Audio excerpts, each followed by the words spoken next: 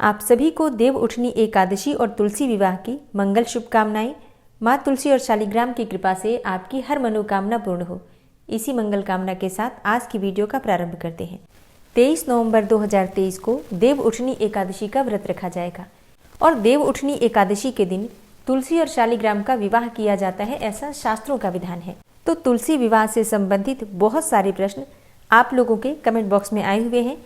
जैसे कि जो सबसे पहला प्रश्न है आपका, जो सबसे ज़्यादा पूछा गया है, वो ये है कि तुलसी विवाह हम कब करें, 23 नवंबर को या फिर 24 नवंबर को।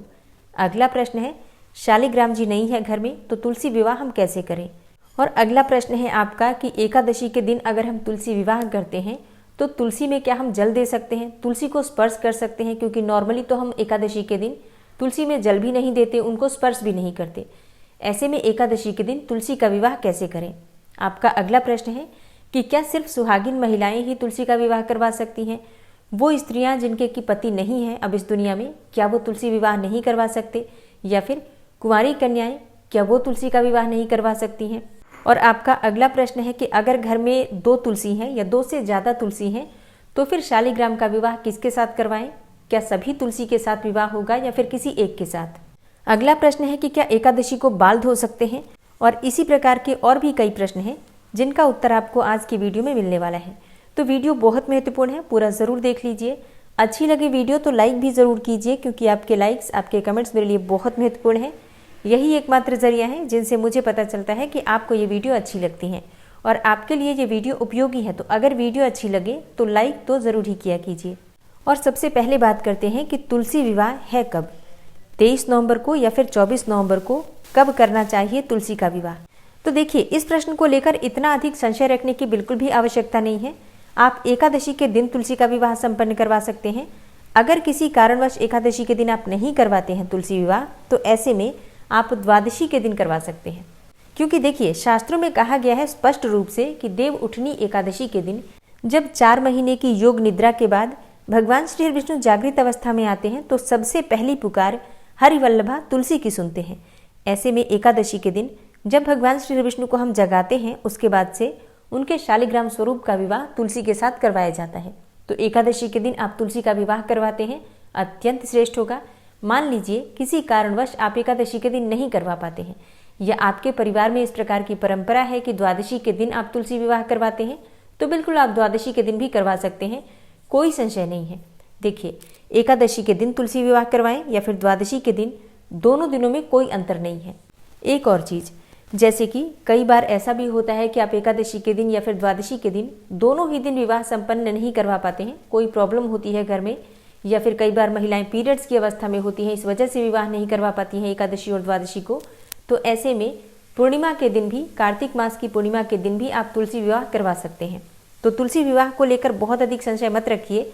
एकादशी से लेकर पूर्णिमा तक किसी भी दिन तुलसी का विवाह करवाया जा सकता है, और किसी भी दिन तुलसी विवाह करवाते हैं आप तो उसका लाभ आपको उतना ही मिलेगा, पुण्य फल उतना ही मिलेगा। तो बहुत अधिक परेशान होने की आवश्यकता नहीं है। आप लोगों को जिस दिन भी सुविधा हो उसी दिन तुलसी विवाह कर लीजिए। अच्छा, कई प्रश्न इस प्रकार से आए हैं कि हमारे घर में तुलसी का विवाह नहीं होता है, नहीं करवाया जाता है, तो हम किस प्रकार से करें, क्या सिर्फ पूजा कर सकते हैं या फिर सिर्फ सुहाग की सामग्री माँ तुलसी को अर्पित कर सकते हैं, या लड्डू गोपाल या शालिग्राम के साथ तुलसी की पूजा कर लें, फेरे ना करवाएं तो चलेगा क्या। हाँ जी, बिल्कुल चलेगा। आपके यहाँ जिस भी प्रकार से परंपरा है उसके अनुसार आप नियम पालन कर सकते हैं। तुलसी विवाह नहीं करवाते हैं तो भी कोई परेशानी नहीं है। तुलसी को सुहाग की सामग्री चढ़ा दीजिए, जो भी आपके पास उपलब्ध हो, शालिग्राम जी हो या फिर लड्डू गोपाल जी हो, तो दोनों को एक साथ रखकर पूजा कर लीजिए। या फिर आप अकेले तुलसी की भी पूजा कर सकते हैं, ज़रूरी नहीं है कि शालिग्राम रखकर ही पूजा करेंगे।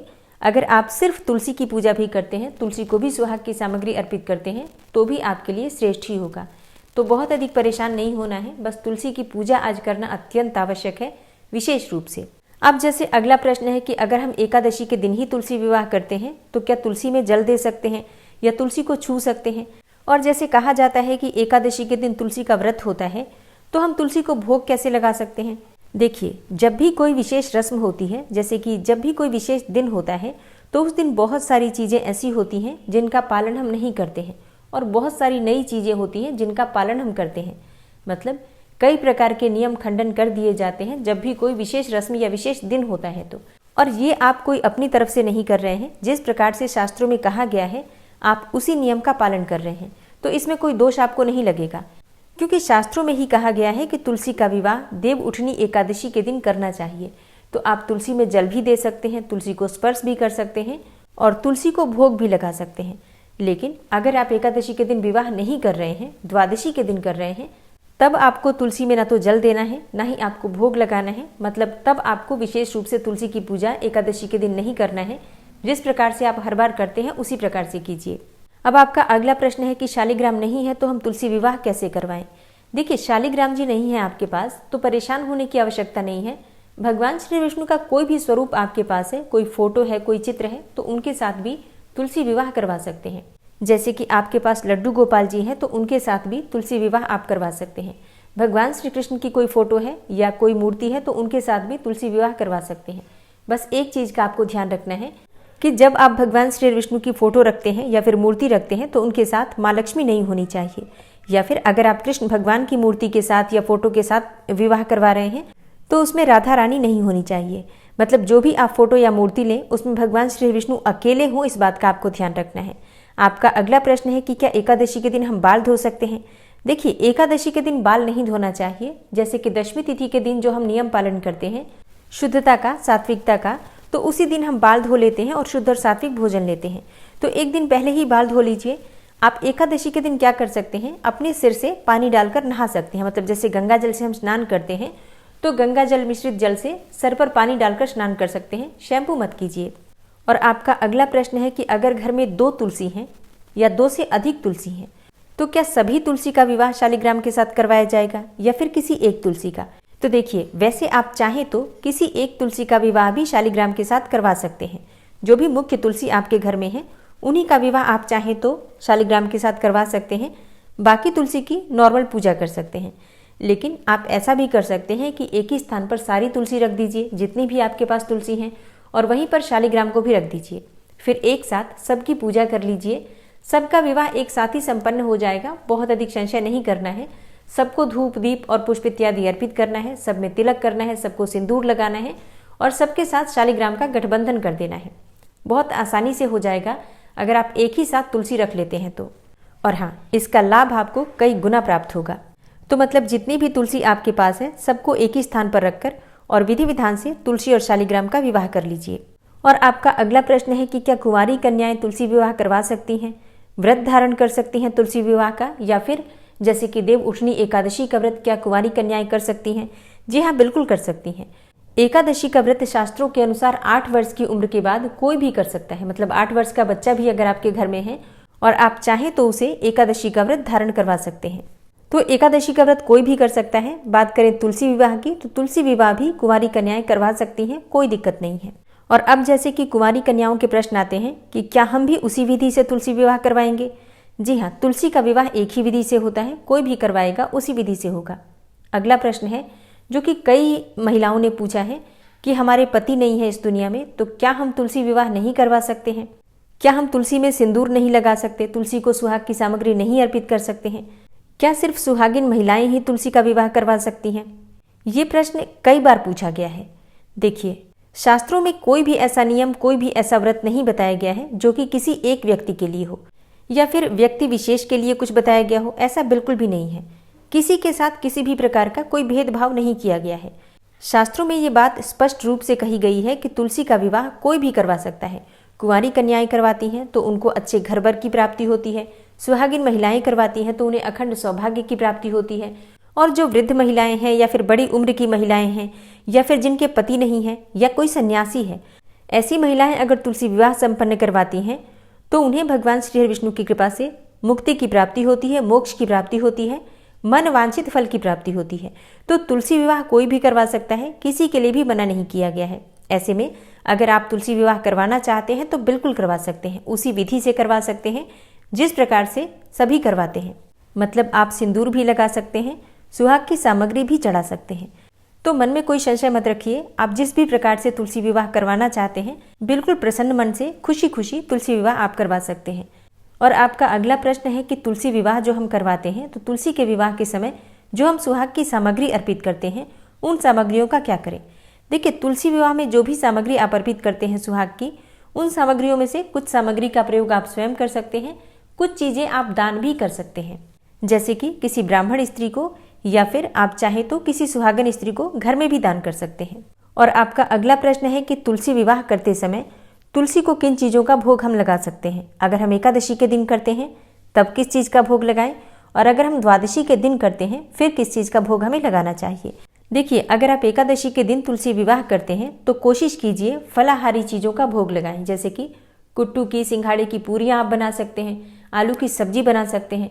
सब्जी में आप कोई भी सब्जी बनाएं, बस इस बात का ध्यान रखें सेंधा नमक का प्रयोग आप करेंगे, मतलब नॉर्मल नमक प्रयोग मत कीजिए, व्रत वाले नमक का प्रयोग कर सकते हैं।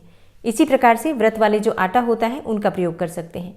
खीर आप मखाने की बना सकते हैं, फलों का भोग लगा सकते हैं, या फिर दूध से बनी हुई मिठाइयों का भोग लगा सकते हैं। मतलब अगर आप एकादशी के दिन तुलसी विवाह करते हैं तो फलाहारी चीजों का भोग लगाएंगे, और अगर आप द्वादशी के दिन तुलसी विवाह करवाते हैं तो फिर तो आप शुद्ध और सात्विक भोजन बनाकर भी और तुलसी विवाह में भोग स्वरूप अर्पित कर सकते हैं। इसके साथ ही फल और मिठाइयों का भोग तो लगेगा ही।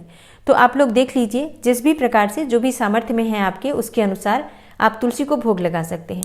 और आपका अगला प्रश्न आया है कि क्या तुलसी विवाह अगर हम करवाते हैं तो हमारा व्रत रखना आवश्यक होता है। देखिए, नियम के अनुसार तुलसी विवाह में व्रत धारण करना चाहिए, लेकिन मान लीजिए आप नहीं कर पाते हैं व्रत, तो भी आप तुलसी विवाह करवा सकते हैं। शुद्ध और सात्विक भोजन लीजिए, भोजन में लहसुन प्याज का सेवन मत कीजिए। मतलब दिन में आप भोजन कर सकते हैं, शाम के समय आप तुलसी विवाह करवा सकते हैं। कोई ऐसा जरूरी नहीं है कि आप व्रत ही धारण करेंगे तभी विवाह करवाएंगे। और अगला प्रश्न है कि अगर हम एकादशी के दिन व्रत धारण कर रहे हैं और विवाह हम द्वादशी को करवाते हैं तो क्या हम एकादशी व्रत का पारण सुबह कर सकते हैं। जी हाँ, बिल्कुल कर सकते हैं। शुभ मुहूर्त में आप एकादशी व्रत का पारण कर लीजिए, फिर आप तुलसी विवाह करवा सकते हैं। एक और काम आप कर सकते हैं, अगर आप द्वादशी को भी व्रत धारण करना चाहते हैं, मतलब तुलसी विवाह का व्रत भी धारण करना चाहते हैं, तो बिल्कुल आप एकादशी और द्वादशी दोनों दिन व्रत कर सकते हैं। लेकिन एकादशी व्रत का पारण आपको शुभ मुहूर्त में जरूर करना है। तो कैसे करेंगे आप पारण? आप क्या करेंगे, आप थोड़ा सा तुलसी पत्ता और गंगा जल लेकर या फिर भगवान श्री विष्णु का चरणामृत लेकर अपना व्रत खोल सकते हैं। फिर द्वादशी के दिन भी तुलसी विवाह का व्रत धारण कर सकते हैं। लेकिन ये पूरी तरह से आपकी अपनी इच्छा पर निर्भर करता है, ये कोई आवश्यक नियम नहीं है। आपकी पूरी तरह से अपनी इच्छा जैसी भी है उसके अनुसार आप नियम पालन कर सकते हैं। तो दोस्तों, ये है आज की वीडियो। उम्मीद करती हूँ आप अपने प्रश्नों के उत्तर से संतुष्ट होंगे। वीडियो अच्छी लगी हो तो लाइक जरूर कीजिए और इस वीडियो को ज़्यादा से ज़्यादा शेयर कीजिए ताकि दूसरे लोगों को भी इस वीडियो का लाभ प्राप्त हो। और किसी भी प्रकार का संशय अगर तुलसी विवाह से संबंधित किसी के भी मन में हो तो आपके एक शेयर से सबकी परेशानियां, सबके संशय का समाधान हो जाएगा। चैनल पर पहली बार आए हैं, अगर अभी तक आपने चैनल को सब्सक्राइब नहीं किया है तो आज की वीडियो अगर आपको अच्छी लगे तो चैनल को सब्सक्राइब करके बेल आइकन को जरूर प्रेस कर लीजिए। इससे ये होगा कि इस चैनल पर जो भी नई वीडियो अपलोड होंगी उनकी नोटिफिकेशन आपको सही समय पर प्राप्त होगी। मिलती हूँ मैं आपसे अगली वीडियो में, जिसमें भीष्म पंचक व्रत से संबंधित संपूर्ण जानकारी मैं आपसे शेयर करूंगी। तब तक के लिए जय श्री राधे।